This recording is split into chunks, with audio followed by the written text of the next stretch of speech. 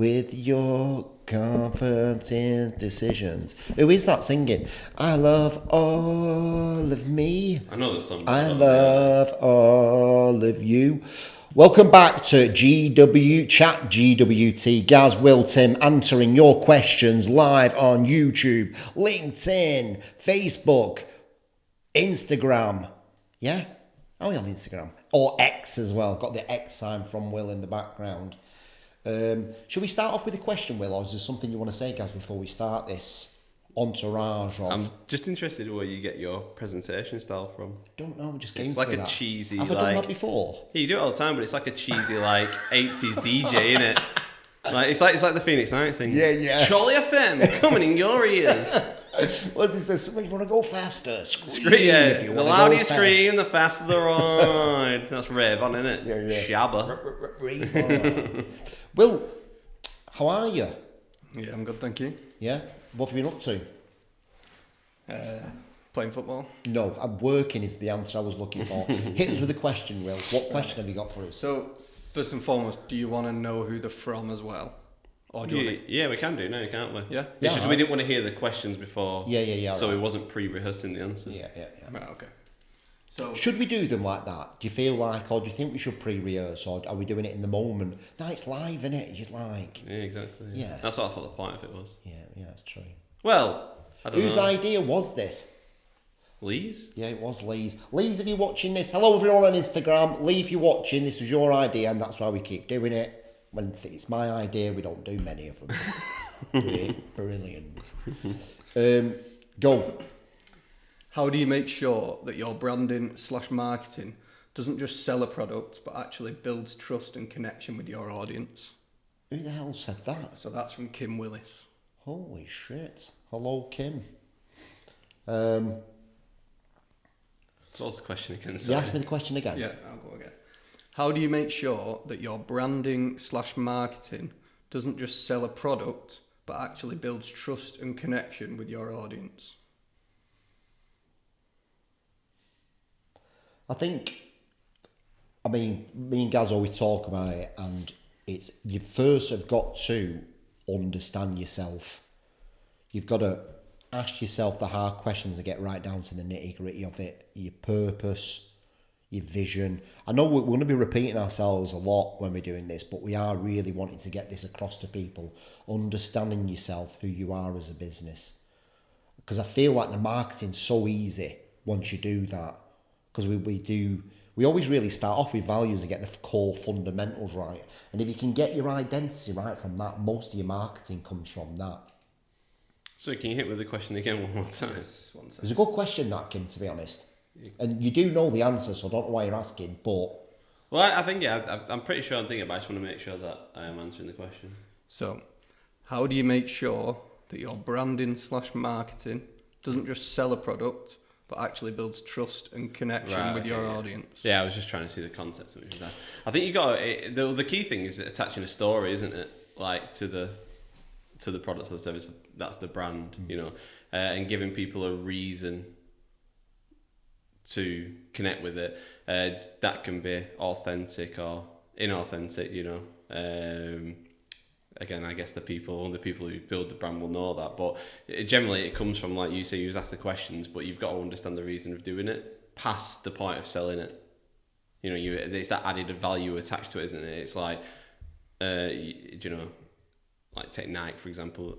If you just go in, buy my trainers, they look cool. It's like, and it works for some people. But then you sell them a message or something along the lines of, the reason we make trainers is because we want to see you win. And you're like, oh shit, like I've attached a story to it here. Like these people are actively supporting me in my endeavours. Yeah. You know what I mean? So, and then that would make you buy from them over everyone else who just go in, buy my trainers, they look cool. You know what I mean? Yeah. So it's about creating that added value, I think. And I generally do that for a story, but to build that story, you have to ask yourself why you're doing it in the first place. And to reverse engineer that, I guess Nike, if that was the message Nike put out there, and it's something akin to that, obviously I'm not the Nike marketing team, but they would ask themselves, and their purpose would be, we just want to see every athlete win. Yeah. Nike if you want to use that. Then. And they think that if you've got a body, everybody can be an athlete. Yeah, exactly. That's their actual thing. Is that they believe everyone who has a body is an athlete, you know, because that is full scope, you know. When it comes down inclusive. to it, mate, it's probably, you know, is it probably one of the best strap lines for me. That little tagline of just do it. Yeah. Sat on the edge of your bed, trainers are there, it's raining outside, and you just get that mentality of just do it. Just do it. You don't have to be a competition athlete. No, but it's universal, isn't it? That's the key thing of it. And the sort of the best approach is when you can dial it back to a point where it works for average Joe going for a run, or it works for people breaking world records. Like, we're looking at Will. It's still on you guys, don't worry. Will's got bored, he's playing games. I had a message off Lee then saying that Richard's watching it. Hello, Richard. But he's saying the sound's a bit echoey. So if it's a bit echoey on Instagram, we do apologise. We've got the camera at the back there. So if you've got any questions as well for us, hit us up on some questions and Will read them out. We also need to specify that this is live on YouTube if you want the full. We'll say it then. This is what I told you to say at the start. This was your line. This is live on YouTube, Facebook, LinkedIn, X. So if you want to head over there, the sound's going to be a hell of a lot better. The camera's going to be a hell of a lot better. But, you know, Instagram is our channel. So if you're there, hello, send us a question in. And if you're there, hello, welcome, send us a question in. Right, we've answered that for you, Kim. Will give us another one. Yep. So a bit of a longer one now. Who's it from first? It's from JJ at Glamstop.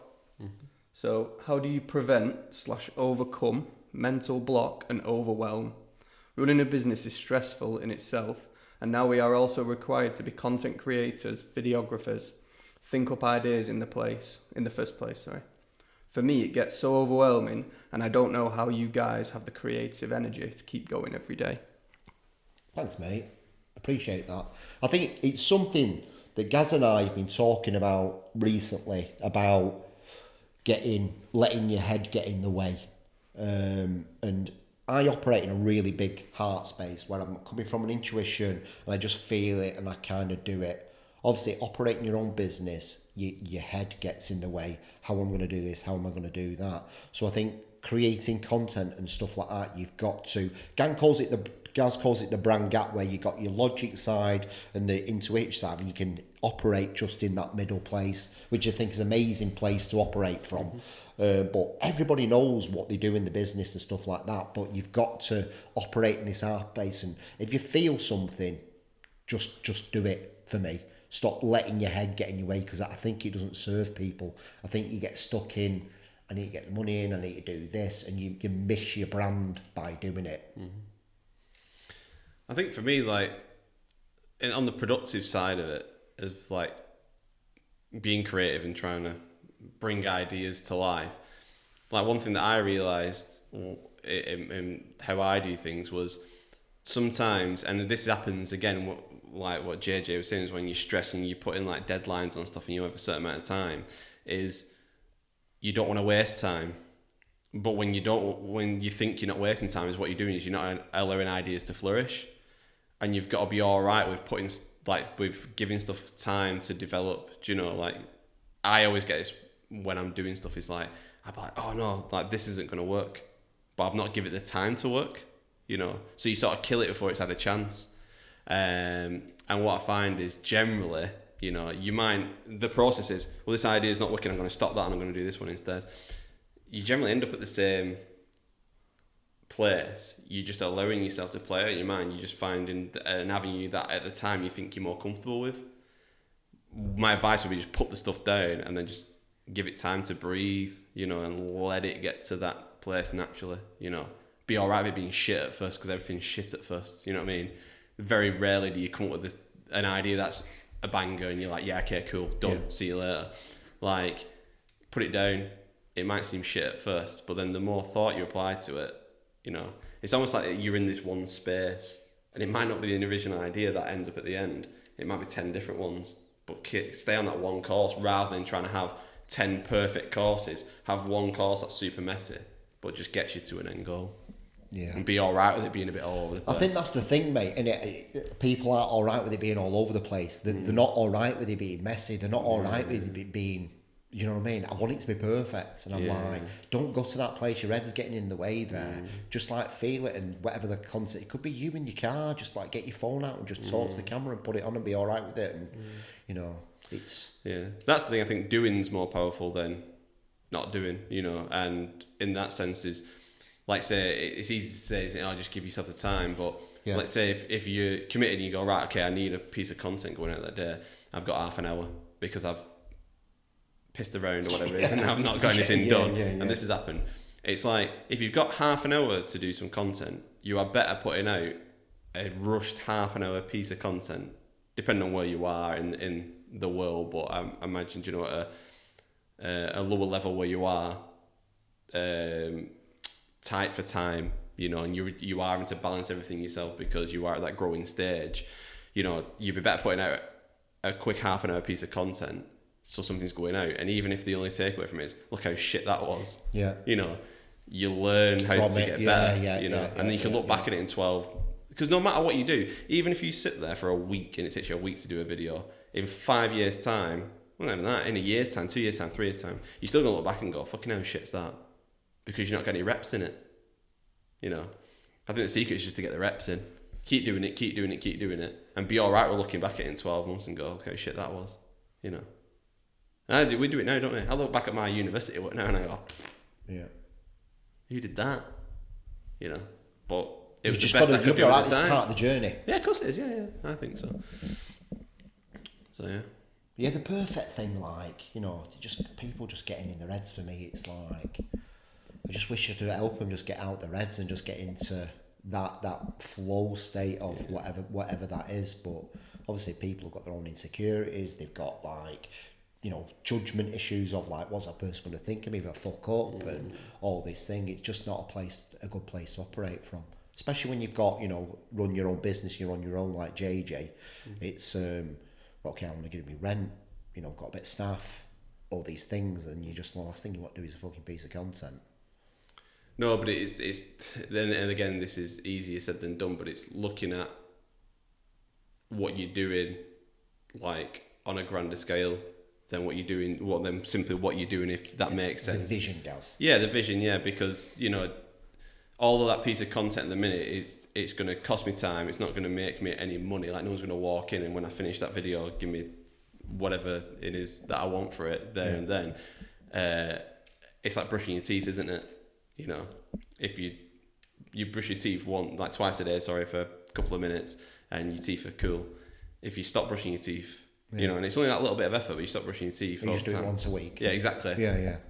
Your teeth can be knackered, you know. It's the same with your marketing, isn't it?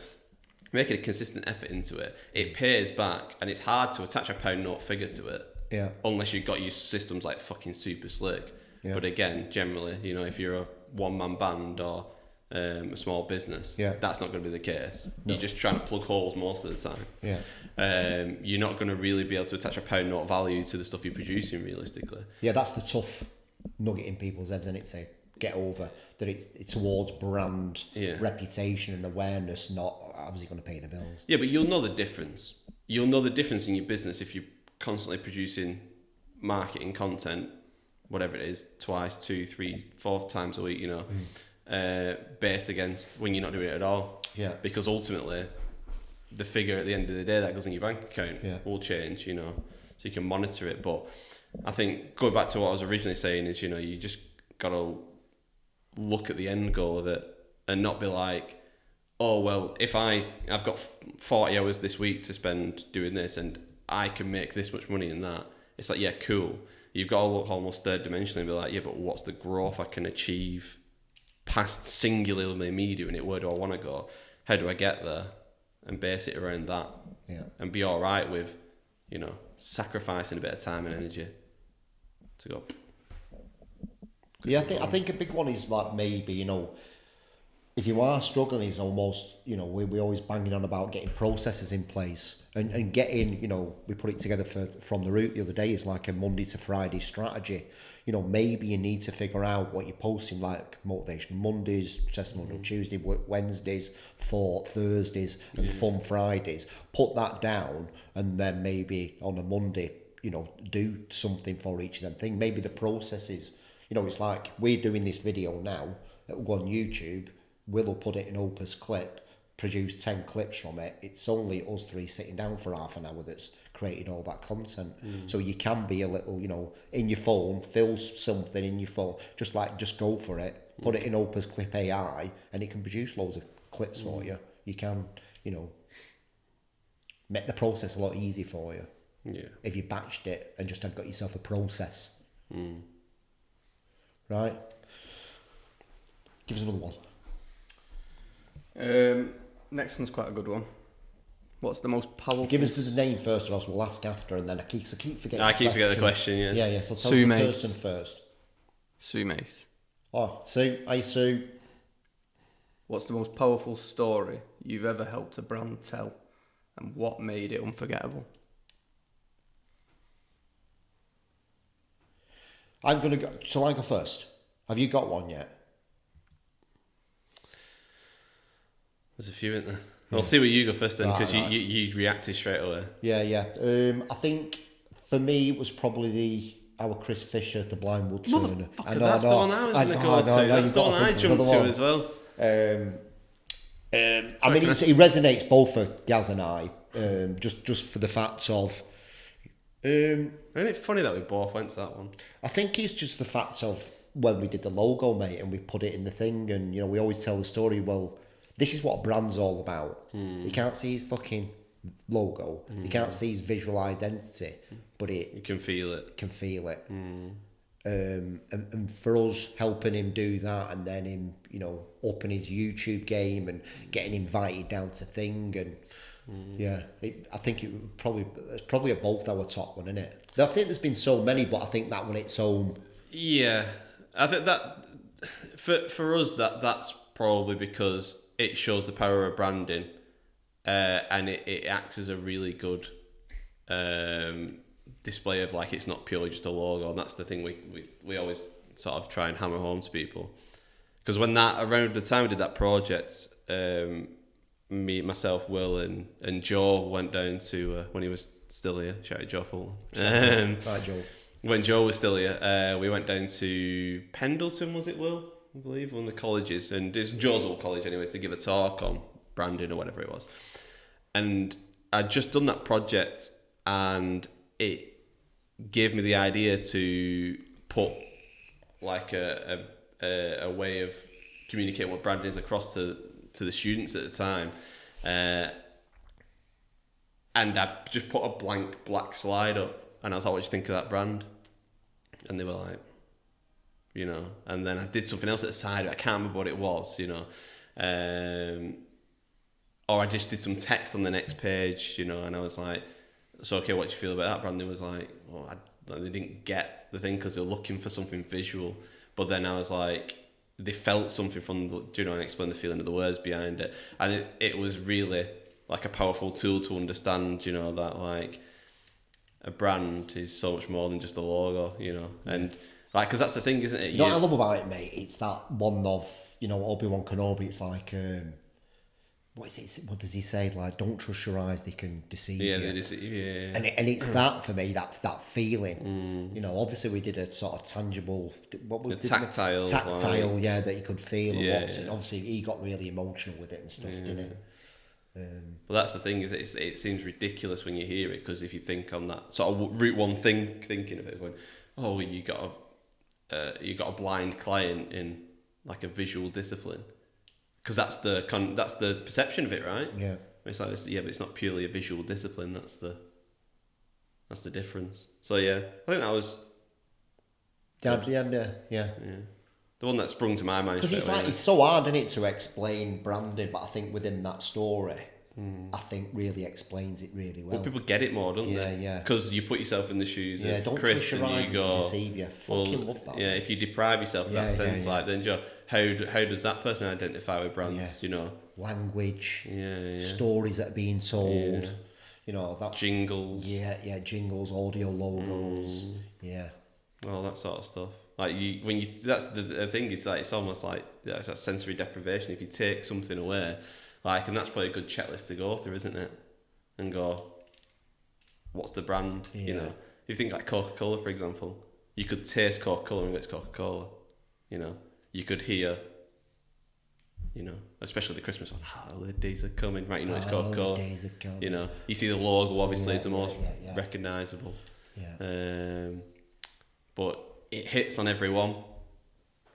That's the thing. I think like that is people don't think. I always say this is like branding. It's one of the hardest things to understand until you understand it, and then it's the easiest thing to understand because it's just human life, isn't it? And you just go, "What? Okay, what do you do every day in your life?" And then you just address those points.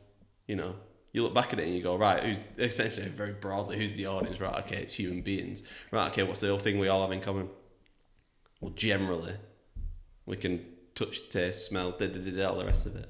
We live life this way, we do this, we do that. Right, okay, well, let's make something that at every point of a general everyday, someone can act with or interact with, and it gives them a clue as to who we are, or what we do, or why we're doing it. And you build a brand, don't you? It's like people doing it for ages. You sort of do it a little bit, you know, it's like Dr. Dre. He wears the same t-shirt, the same jeans, the same shoes all the time. But it's part of brand, isn't it? Because then if I ask you what does Dr. Dre wear, I can tell you what Dr. Dre wears. Yeah. If someone asks you like, what does Gaz wear? Oh, it's different. Cool. So Andy Warhol did it, didn't it? Yeah. You know, even down to hairstyles and all the rest of it. Yeah. A unique thing you build. That's more personal brand, isn't it? But it's all about the reputation. I think it's giving people key identifiers. Yeah. As to who we're talking about. Yeah. You know. Sorry, we're going into something different there. What's yours, Will? Have you got one? No, not off the top of my head. I'd have to think about it more in depth. You don't feel as much as us, do you? That's why. No. You say you're dead inside. They've a closed book. Yeah, probably. But all the brands you've worked on, the one must have like sort of like hit with you. Are you totally like? Let me reread the question because I've become so numb.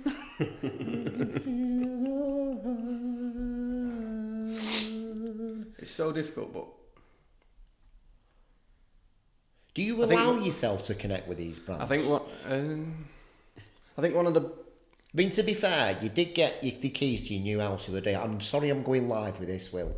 You got your keys to the new house, but you didn't go. Interestingly, he didn't say when you asked him what you've been doing. That wasn't the first thing that came out. What have I been doing? You got a fucking new house. Yeah. What have you been up to when he asked you the first thing on this? You don't allow yourself to get emotionally connected to stuff. This is going to turn into a live counselling session. Give us another question. Let's move on quickly before Will breaks down. Right, so Bibby Jewellery has come in on Instagram. And I'm working off 2 phones here, so I'm taking pictures. We've got 2 questions. Wave to the Instagram, Gaz. That's Gaz. What's the most successful brand you have worked with? For them or you, but she's also clarified she doesn't just mean money, but personal success and resonated with the person. And then she does have another question, but we'll go with that one first. Very good, by the way, to identify the metrics of success as being something other than money. So we're I'll give a bit of a left field one, mate. And what I was saying, I mean, I'm going to say Athelis and Jim, etc. Right? Not for the monetary value, but because of the relationship over the years. It's been ups and downs. It's been a bit rocky, but you know, I've got like a really, really big soft spot for Richard, and I've got a soft spot for Stuart and Keith. And it's like what they've done is so impressive. Building that building, and you know, us coming up with a name and doing the brand for it, and it's just fucking, I don't even know what the price is. It 250 quid a month the thing now, and you know, being part of that journey with them, even though it has been rocky, has been for me, that's a bit of a success story. It's like it's like sort of 10 years we've been working with them. I wouldn't say rocky. I don't think it's ever. I think it's been challenging, is what you'd say in different times. Yeah, you know. yeah. But No, it's just like, Stu, thanks for making an effort fucking turning up to the meeting. Do you remember that? Okay, that looked alright as well. no, what did you have on? Did you have trackies on? I don't know, maybe. Yeah, I think it might have probably. been shorts and flip-flops. Yeah, no, that was it. Yeah, shorts yeah. and flip flops. Yeah. Wait, sorry, I don't know this. Right. So we went down for a meeting with Stu and Andy and all the big dogs at Athellis. So we went down to, was it Jim et cetera, Leland? We went down for these meetings. I think it was a bit of a, right, let's all hands on deck. We need to get Athellis going, I think, maybe.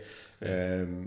And then Stu just said to me, thanks for making an effort, Tim. Obviously, just like walking up and just like, I think, in fact, I remember in one of the meetings, and we did that fold out flag. That was he just got hold of it and he goes, what's this shit?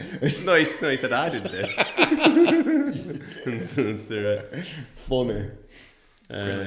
But, to have that relationship with someone, for me, it's a big successful story, working with them. Yeah. Not emotionally, but... Yeah, I mean, it's impressive, isn't it? I mean, every time you go to Warrington IKEA, well, I do, and with something the house, sure we'll be doing that very soon as well. And you see the big club with all the logos and visual identity all over it, and you're like, oh, right, okay, do you know, it is impressive, isn't it? Yeah. I think just the relationship with Richard as well, mate. You know what I mean? It's like, just being able to ring him up and like me and you talking about all these like shows and stuff like that, and just having a relationship with one of our clients like that for 10 years. Yeah, that's good. That's what I do like about, like, I think it's seldom do like me and, I mean, I don't speak to him too much anymore because it's more Will's department these days, but like, when I do speak to Richard, or whenever I did speak to Richard, it was never like, straight into like nitty gritty business sort of stuff. Like you straight away, we got to get on. There's always be some pleasantry at the start of it. I've been watching this Netflix show, I've seen this film, So I do like, as I said, I do like that side of the relationship. Just trying to think outside of that. Like, have you got another one? Well, I don't know. I'm just thinking like, again, I get what you're saying based on relationship as well, but obviously the outcome was very good as well. Oh, yeah, so. Yeah. I'm trying to think of one that is more. It wasn't like. It's not. It's not going to be like a multi-million-pound, really impressive. Facility. One's a bit more local. You mean? Yeah. Sort of that has more. Bearing on the individual or the community, like a more local thing than maybe something as big as that. Because it is always the big sort of sexy answer you go towards, isn't it? There's been so many, I'd struggle, To be fair, I did have, I was telling this one, I'll tell the story because I'm wearing the hat, was obviously we did Wise Up. Yeah. 2 Bolton lads, Yeah, shout out to Mark and Liam. Yeah, I know Liam's not there, but shout out to you both. Great lads. We had a good relationship with those guys as well, because essentially when we started with them, it was, we need to get this thing off the ground sort of thing. But more so, it's the things is, and to give an insight into like how we work in generally agency life is like, you have a project, you get the project out of the way, you pitch it, everything's good, you straight on to the next one, and then the next one, and the next one, and the next one. And it's the quote you've got on your wall is, you very rarely do you sort of put the brakes on and have a look back at what you've done, unless them moments sort of find you, unless you make specific time for it, And I was in a local pub, I was ordering a pint at the bar, and the barmaid was like, oh, really like your hat, like, nice to see you supporting like a good cause or whatever it was. And I was like, oh, right, yeah, cheers. Like, she was like, how did you come across it? And then I went to the thing, it's like, I did the thing, and it's like, but just that, it was like a really real sort of genuine interaction, just someone appreciating something we'd done, but not from obviously knowing that we were the ones who created it, just as someone supporting a good cause, and we was like, and just you had that. So it's just stuff like that. It's mad how many you forget, don't you? Mm-hmm. Yeah. Even though you've got the hat, and now like, as soon as you said it, I was like, oh shit. Yeah. Well, you forget, don't you? It's just I remember like going up with that first with the lads and showing them how to do videos, and getting the right light in that window, and you just like you forget about all them things, all the people that we helped. Yeah. I know me and you had a bit of a conversation yesterday about about the end story. Don't forget the end story. Don't forget about the vision, because all this turmoil and all this hardships you go through, running a business and all that, don't forget the story, because it keeps you kind of going, no, you know what? Well, it's like I said the other day, whatever we was talking about, I said, no conflict, no story. Yeah. You know, and it's like you would talk about the gym, etc. in this one, and you go, yeah, there's been challenging times. There is with everything, isn't there? But if there isn't, you don't remember it. It's like, do you ever remember anything you got right first time? No. Boring. It's the shit you got to struggle through, isn't it? Yeah, the ones that ask you questions. Yeah, man.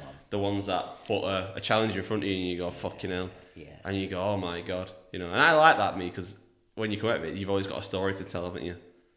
And that's, I think, on a human level, it's something that binds us all together, is stories going back to, I guess, the Bible and all that sort of stuff. It's just a format of sharing information that is very enjoyable. Yeah, it's good, isn't it? Have a story to tell. Have a story to tell. Yeah. Will? So there is an additional one from Bibby. Now, I'm not 100% sure if it's part of the same question or it is a question in itself. So it's, who is the one brand that you really wanted to help? So I'll sort of preface that as I assume she's saying... That's a good question, isn't it? The person that came through the door before the branding had taken place, and it was like, I really want to help this person. Oh, really so someone we did actually work with, but... I'm going to go with someone we did work with, yeah. I'm going to sort of add on to that question. And I've come back, and I know as well, one of my most enjoyable brands I've worked on is now. Are you going to give us the answers? I was waiting for that. I've got it. And it was the one that came to my head first, and it's not necessarily the one where I thought, well, no, it is, because I love fitness studios. This is what we're saying before about people's heads getting in the way. You felt an answer come, but you needed to work it out in your head to make sure. I was happy to bring it to the table. No. Well, bring it to the table. Yeah, I'm happy to share. I'm not embarrassed to say any of them. I just emotionally don't connect with stuff as much as other people. But Love Fitness Studios, I think, is a really strong one. And the community that they built. And I've been and I've experienced it myself. And I think it is really, really good. Yeah. And they are someone who has consistently listened to our advice and took on what we've said on board. And almost proof that it does work. And, you know, having that strong leaders behind a strong brand can really make you who you want to be or take you to where you want to be. Amazing. It's a good one, that. I just think Love's really, I think it's a mint place to be and a mint place to go. So I think working on that one I'm pretty proud of. Yeah. Good answer, mate. I think the weird one is like, we used to do it a lot more back in the day. Or I'd say we did, but I'd say primarily you. Yeah, giving away for free. Yeah, we'd be like, we need to help this person, and then which we could afford to do a little more when we was a bit smaller and all the rest of it. But they were really good projects to work on as well, because you got that feel good pat on the back, didn't you? I guess, but obviously, unfortunately, that doesn't pay wages and keep the business running, you know. I can't think of anyone that come through and I was like, oh my God, this person really needs our help. Because I guess we help everybody, don't we? I'd like to think we leave people in a better place than we find them anyways. But... Do you remember at the first meeting with the blind wood turner? Mm-hmm. Did you have that feeling then? Or not? The thing is, I met his wife first, Nicola, and she was working at the Business Growth Hub at the time, where she just sending us fucking client after client, and then she said, "Oh, I wouldn't mind you helping." I think it was her boyfriend at the time. Wouldn't mind you helping my boyfriend Chris out. So when he came in, like, I knew already because of who Nicola was. I mean, as soon as you meet him, like, he's insane, isn't he? And he's made us a magic wand and fucking pens and all sorts. Awesome human being. I think the best thing about Chris was the positivity of how he'd come, like, and he who he was around us is just like he'd not lost that sense of humour, do you know, and he was always having a joke. But then we could play on that in the brand because we were very similar to Ears, you know. We had the t-shirts like I've got wood and stuff like that, do you know what I mean? And he wasn't. You forget about all this, don't you? Yeah. Because you remember, there's the photo of us three wearing the t-shirts that we had Good done. that, isn't it? Like triple XLs. Yeah. And that the one was I can't see the wood or the trees. Yeah. Do you know what I mean? And that's like he was just himself, you know. And you could arguably admit that it was. He got to a point where he was like, I'm just going to brace it anyways. But he was totally who he was, and he let himself, you know, he just let himself go and be who he was, and that come through to his brand. Yeah. Whereas I feel like a lot of people get stuck on I've got to act a certain way, you know, and it's like, oh well, I am a hairdresser, therefore I need to do this, you know, instead of just going, well, no, this is what I want to do because this is who I am as a person, you know. Whereas we could do that, couldn't we? I think I've got a bit of a soft spot for Helen Ducker, Mother Ducker. Mm-hmm. I think when she... Well, that was the same thing though, wasn't it? Yeah, exactly. Look at even the brand name that we were coming up with for that, you know. What was she before? Helen... Ducker Cake Designs. No, I don't think she was. I think it was another name. I don't think it was... Ducker was even in the name. Something Cake Design, if I remember right. And then you just said, let's call her Mother Ducker after meeting her. Just like... Did I really want to help her, or did I just fucking love that name so much? It was a combination of the both. I was just like, fucking hell. Yeah. But she could uphold that. Yeah, exactly. Yeah. I'm like, that was one that I really wanted to work with. Well, it comes back to that thing though, isn't it? Is adversity builds character, you know? Yeah. And it's the same with Helen, with all the stuff that she had going on. Yeah. And I think it forces you, like exactly coming back around to what you said in the first part of this live was about asking yourself the questions and figuring these things out, and people are probably scared to do that, or scared of sharing their authentic answers, and that's why they wear a mask or they withhold the information. Whereas these people, they're forced into these situations. The blind wood turner didn't choose to be blind, he was dealt that hand, but then you've got the decision to make there, aren't you? But I feel like when you've been faced with that adversity, people seem to, in my experience, just embrace who they are so much more. Yeah. And whether it's because it's a realisation of like, well, fucking hell, I'm not going to waste any time being something I'm not, because you understand how precious the things are, you know.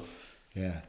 And that's what I feel like. Bang on that. Well, you look at them two people and I'm not going to waste any more time being somebody I'm not. Yeah. Or being scared of what people think of me, you know. I'm just going to be me. And you look at both of them clients that we work with, and both of them had the challenges that they'd already sort of been through. They came to us, or they was dealing with them. But look at the outcome of the brand, you know. And they're not the biggest ones by a long shot. They don't make the most money, but they're the ones that are probably most genuine and most, you can connect with them the easiest, you know. Like I say, look at all the fun we had with it. Straight away, it's like anyone else. It's like you open up a cakery. The funniest thing, the best thing about that Mother Ducker brand that I thought was when you went and did the photo shoot, and all the kids were in there with the t-shirts on, and it said Little Duckers on it. Yeah. And you're just like, yeah. Done, sold. Easy. Yeah. You know. I don't know if it was the council. I think it might have been the council saying you can't be called that. And I think it might have been Last Drop as well got involved in it. Yeah. And I think it already got in the newspaper. And she goes, what you talking about? I'm a mother and my surname's Ducker. What do you mean? What are you on about? Yeah. Yeah. That was the clever thing with it. As soon as I said it, it just come out of my mouth, didn't it? It was in the whip one morning, and I seen it on whatever it was. I think it was just like Helen Ducker, maybe was just her name on the board. And sort of knew what it was, and I was like, you've got to call it Mother Ducker. And it come out, and even when I said it first, I was like, we're never going to go for this, it's ridiculous. And then the more I played with it, I was like, exactly that justification there. I was like, can you bring it up, Will, on our website, mate? I've not seen it for a while. I was like, what can people say to this? Our website. Yeah, just do it on our website. Yeah, just like, I remember just like, when we were in the whip, mate, he just said it. I think most people have just gone, no, it's the stupid. I was just like, oh my I did though. God. Like it just, but that's the thing as well, is when you just have those, like, I always say this is like, there's no like every idea is fucking stupid until it's just not stupid anymore. And it's about tying it down, right? It's about making it rational with an audience and giving it a reason. Yeah. It's sick, that, isn't it? And that's the thing with it is, I think the clever thing was because the name was so out there, like we could be a little bit more what you're expecting with the visual identity on it. Yeah, because it balanced the scales. I forgot, look, go down a bit. Yeah. I've got 99 plus with gluten in one because I remember they're all gluten free because of the chewy. The celiac, that was it. Yeah, slice baby cigars. You know, you're just having fun with it. Yeah. But again, it comes back down to it. The product was shit hot as well. Like as somebody who. Oh yeah. Them cake jars are ridiculous. Yeah, they're so nice, then, weren't they? That's what I mean. For obviously somebody who doesn't need to eat gluten-free, who has eaten gluten-free stuff, and generally, I mean, we're going back. This was going back quite a few years ago. What did you put in the thing? Something about like something Gandhi's flip flop or something. You said something about in the messaging. It was just like drier than Gandhi's flip flop. Yeah, something in there. Yeah, that's what it was because anything generally back then was gluten-free or wheat-free or whatever it was always pretty nasty. That you would not. You could put that at the side of a normal traditional Victoria sponge cake that had gluten in it, and you won't be able to tell the difference. Yeah, I agree with that. 100%. Look how emotional he got with that. Really. Food, cake. Cooking. Have you got someone, Will, that you'd met and you go, you know what, I really want to help this person out? It's difficult for me because I'm not really involved in the initial meetings or the the follow-ups and what have you. It's sort of passed over, you know, once all that's complete. So I wouldn't say there's anyone I've necessarily met before. What about after then, where you've done it and thought, oh, this person really deserved what we're giving them?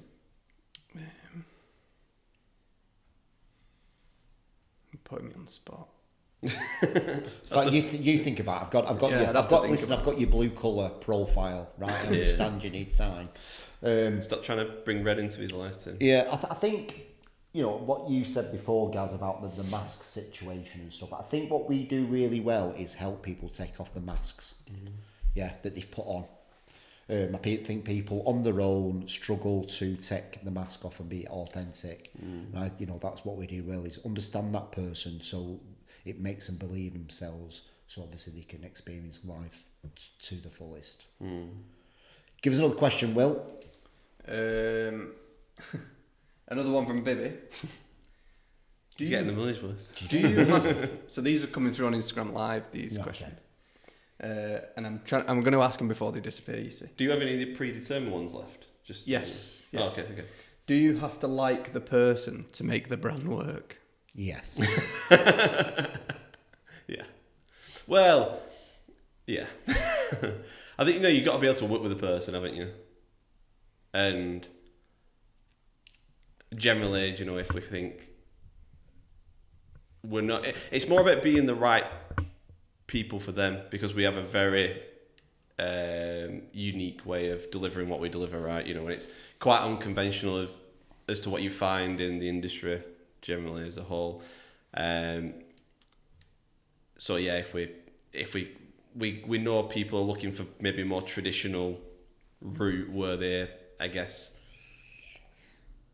more involved in terms of like the ideation side of it, where essentially, a lot of places you become just basically a tool. It's like, this is what I need and this is how you bring it to life. We don't really work like that, do we? We get to know the person really well, and then we go, right, okay, leave us alone now for X amount of time. Yeah, I think, listen, if we don't like you, we're not going to get you. Yeah, exactly. And what we really need to do is get you and understand you, so to help you understand yourself, so you start believing in yourself. So I think it kind of comes down to that. If we're not a good fit, we're not a good fit. Exactly, yeah. What the thing is, obviously us doing this and putting our social media out, we're putting out a frequency where we're getting like-minded people who are on the same frequency. So anybody that comes through the door we like, because they're on that.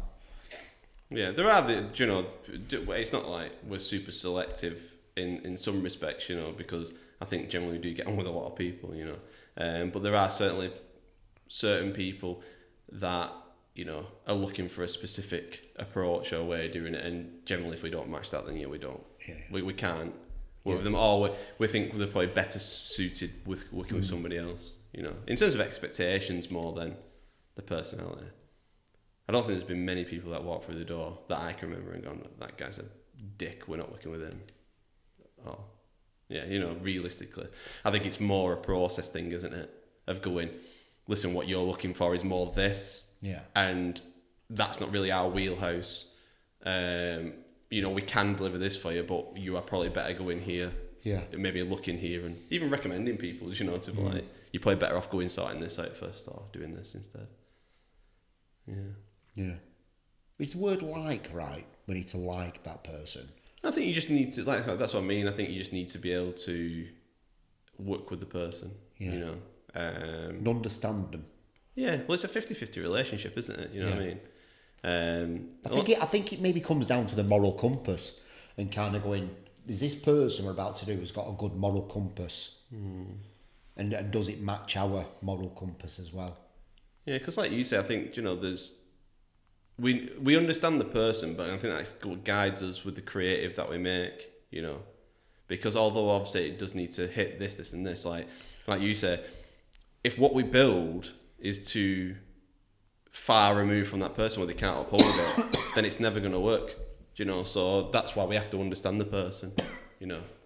And if we can't do that, then we can't do our job, and that's why we'll be honest up front and go, you know, you're probably better going for a more traditional method. You're going for, it's more of another standard, I'd say. It is where it's just, what did you say? It's all what's the saying? All fur coat, no knickers. Is that the one you said? Yeah, where it's like no substance to it. It looks great. Like anyone can design a good looking logo. All cock and no balls. All cock and no balls. There you go. But it doesn't have the story, like we said before. It doesn't have a reason for people to interact with it. It's alright. So yeah, there you go. I think she's giving you love hearts. So I assume you've answered the questions correct. Is that right? Yeah, probably a little bit more pointy at the bottom. Next question is from Charlie at Cafe Italia.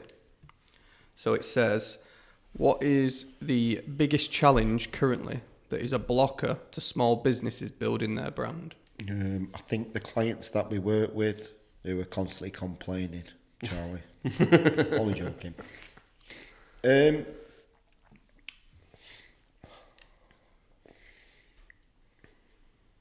Just read it again. I was going to say, I would need that again. Isn't it weird I've got to read it twice? I'm trying to like...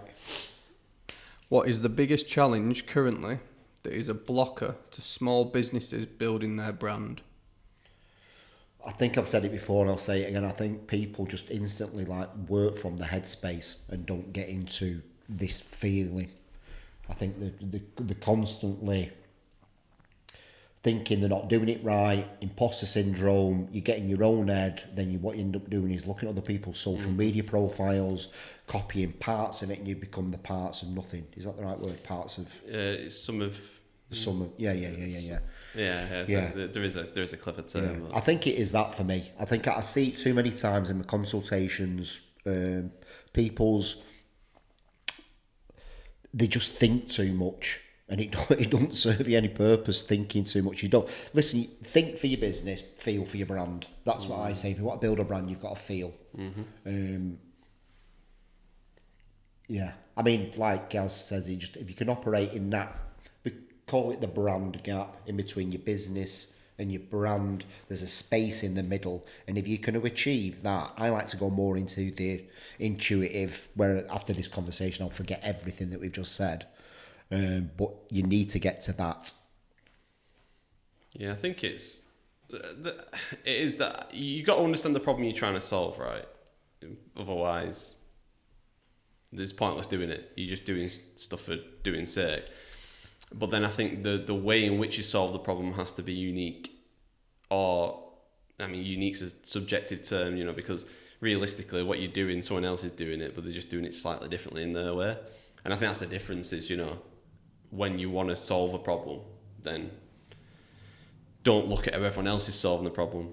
Take inspiration if you need it, if you can totally draw in a blank on it, but then go, oh yeah, I quite like this, but I'm going to take that and I'm going to do it my way, you know, and put my own flavour on it. And that's what a lot of people aren't doing, I don't think. They're trying to fit into a box rather than create their own space. Yeah. And it's the weirdest thing is though, is it's almost like it's probably goes back to the more old times of safety in numbers, and it's like, oh, if they're doing that, it's safe over there, I'll go and do what they're doing. Realistically, that person who's had success has probably done it unique to begin with. People have looked at that, tried to copy paste it, and it's a false sense of security over here because everyone's doing it, but it's only working really well for that original person, or if the select few that got on it really early, you know. And you think safe is doing what everyone else is doing over here, but in realistic, you're competing more, offering the same exact thing. So you're essentially trying to get 1% of this, 80% of the market, or are you trying to scrap for 1% of that when you could have 100% or 20% over here, you know? And that's really where the safety is, isn't it? You assume safety is with everyone else, in numbers, what everyone else is doing, when realistically, I look at safety as being unique and giving people another option. Yeah. You know, because it's interesting, isn't it? Yeah. Guarantees, like, you know, you open up a bar, right? People come to the bar because it's new. If your bar does the same as all the other bars, they'll come. You'll have no point of differentiation, realistically, and then they'll just go back to wherever they went before. I think it was like some of them will come to you, right? But if you're new and then you're offering them a new experience off the back of it, then that's what's going to keep them, right? Isn't it? Whatever that is, you know. Oh, I'm into gaming, right? I'm going to stick arcade machines in my bar. Oh, I'm into whatever I'm into. I'm going to, you know, and you add something on top of it being just a bar. Because people are always going to want to buy drinks, but it's what you can offer them to engage them when they're enjoying the drink. Arcade machines. That's the place with ping pong. Yeah. Oh, that's the guy who wears that fucking thing, you know. Yeah, of course it is, yeah. Yeah. You know, and I think that's where you start to, I guess, like niche down a little bit. But that's the thing as well, is people are scared of doing that because they go, oh, you know, well, yeah, but not everybody likes that. And it's like, yeah, but you don't build a business or a brand or a thing for everybody, do you? You build it for a subset of people. You say you only need 100 loyal fans, realistically, don't you? If you can get that, those people coming back to you, then you're off to the races, aren't you? Off to the races. I don't know why I feel like I want to start singing "Get Out of My Head and Get Into My Heart." Is that the song? I've never heard it. Have you heard that? Yes, get out of my head. Oh yeah, of course I have heard that one. It's just the way you sang it was horrific, and it was even. We're talking Get about. Out of my head. Is that the words? Yeah, but it's no, it's not. slow. Yeah, it is that thing, but it's a lot slower. The tone's a lot softer. And we're talking about brand. You were really off brand for that song then. Get out of my head. And that's a perfect example though, is the words you were saying. Yeah. I've heard that song, right? I don't recognise the words, the logical part, the communicative part of that. I don't recognise that. What I recognise is the speed, the pace it was said at, the tone that it was said at. It's like you're communicating with your dog. Your dog doesn't. No, your dog doesn't. I get this. Yeah, your dog doesn't understand the words you're saying. If you said no and yes, they say the opposite way. Yeah. Yes or no. Honestly. Yeah. It's the tone, isn't it? It's the tonality that communicates it to the dog. I haven't thought. The way you say it. It's not the words. Like they learn what the word means over time, but they don't comprehend it. They don't understand it, do they? But they understand the way you say it, the tone that you deliver it in. The vibration that it comes out. Yeah. So, we'll end it on that. Get out of your head. Was that all Get the into question? your heart. Did we answer that then? What was the question? What's the struggle phase? Yeah, in you did it. business? Oh, yeah, so there. I've nailed it at the end. That's me closing me end to my video, beginning, middle, end. That was it. No, that's Get out of your head, get into your heart. What if this is some poor person who wants another question answering? Oh, yeah. Well, you answered that one question. So the final question is from Charlie again. Yeah. However, I do believe you have covered this. Try and answer this in a song again. I just want a song lyric. So, but if you can sing it like the actual song, so I know where you're at. You know I'm shit at stuff like that. What's the most common mistake businesses make when trying to elevate their brand? Sort of the same answer. So, Get out of my head and get into my car. Wait a minute. It's not get out of your head and get into your eye. It's something about get into my car. No, bring it's it not. up. Bring that up. Can you sing something into AI? Something and it brings it up. Do we know get out that- of my head and get into my car. I'm going to put heart. Okay. Um, Get out and get It is into my car, look. no, it's arms. Oh, is It it? could be bed. We don't know. Let's put this. Yeah, fucking Billy Ocean. Oh my God, it's get out of my dreams and get into my car. It's a really strange line. But you both knew, didn't you? Because of my tone and the way I No, vibrationally said it. we had to. Just, well, can you we had play to it get though? there. Yeah, but I don't know if we might have a I bit. don't mind. If it gets Free advertising. We'll take sponsorships. Who's that? Paul Hollywood. Is he getting done at the minute? What for? Touching people. Touching people. What kind of people? It might not be him. No, he was being sexually inappropriate, I believe. No. It might not be him. I might be spreading vicious rumours here, but somebody in the chefing space is getting done. Yeah. It was So I Gino. don't even know where I got that from. Get out my head, get into my heart.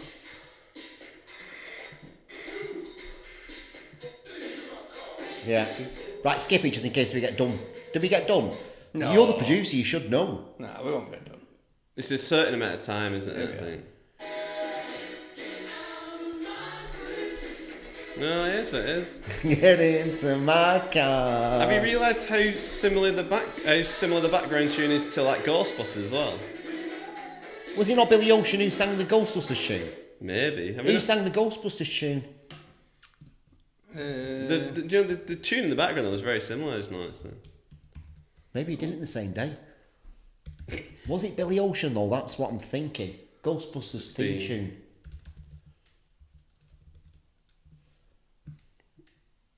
No, Ray Parker Jr. I ain't afraid of no ghosts. I ain't afraid of no ghost. Alright. It looks like Billy Ocean to be fair, bottom It right. must be like Lionel Richie. You got another question? No, that was the one. You answered it. You answered it at the end. Yeah, we sort of answered Sound. it with the first one, I think. So we should wrap it up there. How long's it been? Bibby's just said, "Get out of my dreams and into my car." Yeah. Yeah. Don't know where I got that from. You never get lyrics right though, do you? No. You're always constantly making them up. That's it, everybody. ChatGWT, Gaz, Will, Tim. I want to say thank you and goodbye.